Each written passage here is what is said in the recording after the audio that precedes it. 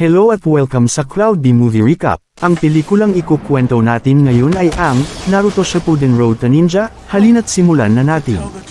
Nagsimula ang pelikula sa isang pagbabalik-tanaw sa pag-atake ng Nine-Tailed Demon Fox, bago lumipat sa kasalukuyang panahon kung saan ang 8 miyembro ng Akatsuki, na dapat ay patay na, ay buhay pa at nakikipaglaban sa mga shinobi ng Konoha, na nagdudulot ng pagkabahala kay Sakura.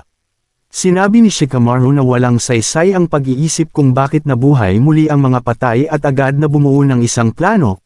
Nagpatuloy ang laban hanggang sa mahuli si Naruto ni Kakuzo. Napalaya siya ni Sai sa pamamagitan ng pagputol sa bahagi ng braso ni Kakuzo, na naging dahilan upang umurong ang Akatsuki.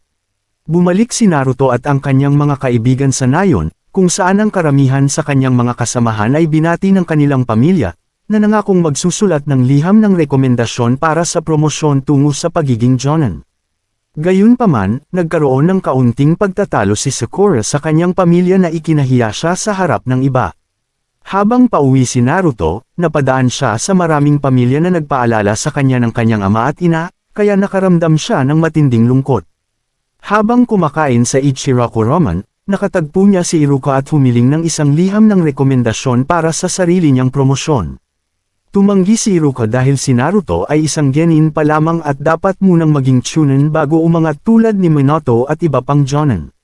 Dahil sa matinding lungkot, umalis si Naruto at sinabing walang nakakaunawa sa kanya. Dagdag pa rito, hindi rin niya nagustuhan ang sobrang menma sa kanyang ramen, na lalong nagpabigat sa kanyang nararamdaman. Nakita niya si Sakura, na nakipagtalo rin sa kanyang pamilya, at hinila siya nito para lumabas at makipag-date. Habang nagrereklamo si Sakura tungkol sa kanyang pamilya, lumitaw si Tobi sa harap nila. Matapos ang isang saglit na labanan, ginamit ni Tobi ang limited Tsukuyomi, at biglang naglaho sa isang liwanag sina Naruto at Sakura. Nang magkamalay sila, nasa parehong lugar pa rin sila, ngunit wala nang palatandaan ng laban o ni Tobi. Nakita nila ang kanilang mga kaibigan, kasama si Sasuke, na ikinagulat nila dahil iba ang kanyang personalidad. Bukod pa rito, wala ni isa sa kanila ang nakakaalam kung sino si Madara. Napagtanto nilang nasa ibang mundo sila kung saan ang ama ni Sakura ang naging ika-4 na Hokage sa halip na si Minato. Sa mundong ito, si Naruto ay tinatawag na Menma. Masaya si Sakura sa bagong kalayaan niya, samantalang nagmamadali si Naruto pauwi sa kanyang apartment, umaasang makikita ang kanyang mga magulang, subalit nalaman niyang hindi siya nakatira doon. Samantala, sa kasalukuyan, inihayag ni Tobi na ang mga Akatsuki na lumaban kanina ay mga clone lamang ni Zetsu. Sa loob ng Genjutsu World, isang lalaking may maskara ang lumapit kay Madara at nagkasundong magtulungan. Samantala, habang tumitingin si Sakura sa kanyang aparador, nakita niya ang balabal ng ika-4 na Hokage na dating suot ng ama ni Naruto, kaya muling napagtanto niyang sa mundong ito, ang kanyang ama ang naging Hokage. Muli niyang nakita si Sasuke, na binigyan siya ng bulaklak at niligawan siya. Kinabukasan, naghanap sina Naruto at Sakura ng impormasyon tungkol sa mundong ito. Masaya si Sakura dahil malaya siya at mahal siya ng Nayon dahil sa kanyang ama. Ngunit si Naruto naman ay gustong bumalik sa kanilang totoong mundo sa lalong madaling panahon. Nakipagkita sila kina Tsunade at Shizune, na nagsabing isang lalaking may maskara ang umatake sa Kamogakure at pinatay ang kanilang Jinchuriki. Pinaghinalaan nilang si Tobi ito. Pagkatapos, nakilala nila ang mga magulang ni Naruto, na buhay sa mundong ito. Sinabi ni Minato na namatay si Jiraiya sa paghahanap ng Red Moon Scroll, na sinasabing may kakayahang iligtas ang mundo. Pinayagan ni Tsunade sina Naruto at Sakura na samahan sina Minato at Kushina sa kanilang misyon nang bumalik sina Kakashi at Gai. Samantala, galit si Naruto sa panlilinlang ni Madara at nangakong sisirain ang Genjutsu. Habang sinusubukan ni Naruto na layuan ang kanyang mga magulang, nakita niya ang isang album na may mga larawan, nagpapakita ng buhay niya kung sakaling nabuhay ang kanyang mga magulang. Kinabukasan, napansin ni Sakura na nagpalit ng personalidad sina Kakashi at Gai, kung saan naging masigla si Kakashi habang si Gai ay naging pagod at walang gana. Natuntun nila ang lokasyon ng scroll ni Jiraiya, ngunit habang nagpapahinga ang grupo, biglang sumugod si Naruto at hinarap ang 3 higanteng palaka, sina Gamabunta, Gamahiro, at Gamaken. Hindi sila nakinig kay Naruto at inatake siya gamit ang isang hukbo ng palaka. Sinubukan niyang pumasok sa Sage Mode, ngunit pinigilan siya ni Kushina upang protektahan siya, dahilan upang masugatan siya ng asido. Dahil dito, nawalan ng konsentrasyon si Naruto at hindi nagawang lumipat sa Sage Mode. Dali-daling sinagip sila ni Minato at nakuha ang scroll na siyang sumira sa summoning technique. Habang pinapagaling ni Sakura si Kushina, patuloy na iniwasan ni Naruto ang kanyang mga magulang. Sinabi ni Minato na anuman ang mangyari, palagi nilang ililigtas si Naruto bilang kanyang mga magulang. Sa puntong ito, nagising si Kushina at niyakap si Naruto, dahilan upang siya ay maiyak at tuluyang matanggap sila bilang kanyang tunay na magulang. Bumalik sila sa Konoha, kung saan inilagay ni Tsunade ang scroll sa ligtas na imbakan ng nayon hanggang sa pagsikat ng pulang buwan, na siyang sandali upang gamitin ito. Habang naglalakad pauwi sina Naruto at Sakura, biglang tumakbo si Naruto pauwi na masaya, na tila may kailangang gawin, iniwan si Sakura mag-isa. Naramdaman ni Sakura ang kalungkutan sa kanilang bahay at inisip kung ganito rin kaya ang nararamdaman ni Naruto sa tuwing mag-isa siya.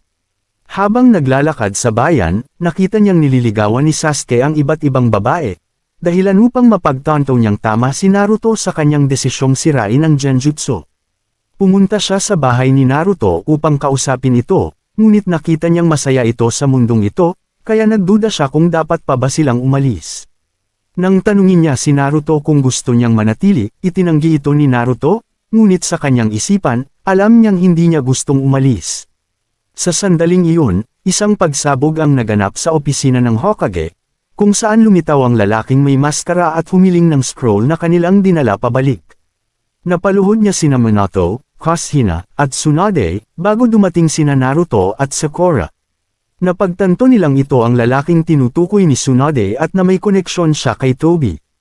Madali niyang napabagsak sina Naruto at Sakura at dinukot si Sakura kapalit ng scroll.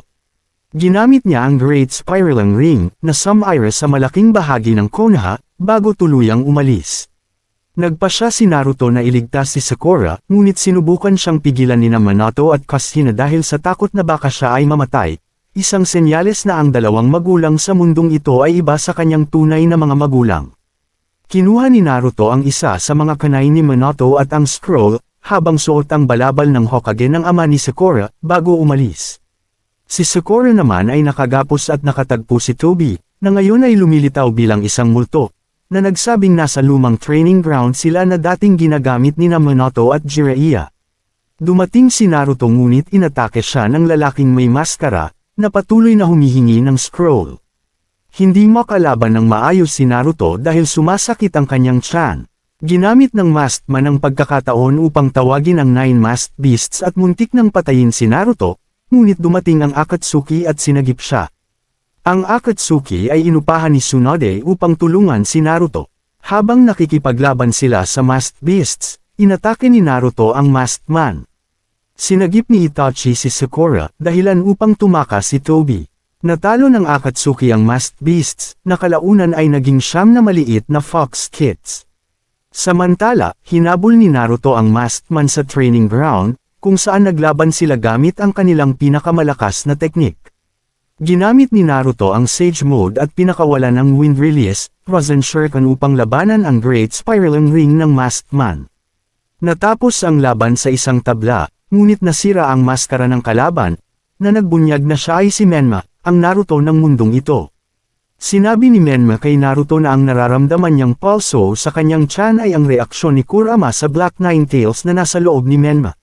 Tinawag muli ni Menma ang mga natalong Masked Beasts at pinakawalan ang Black Nine Tails. Hindi makagalaw si Naruto habang umurong ang Akatsuki dala si Sakura. Upang hindi na muling makontrol ng Sharingan, nakipagkasundo si Kurama kay Naruto upang magtulungan, dahilan upang maipatawag ni Naruto si Kurama palabas ng kanyang katawan.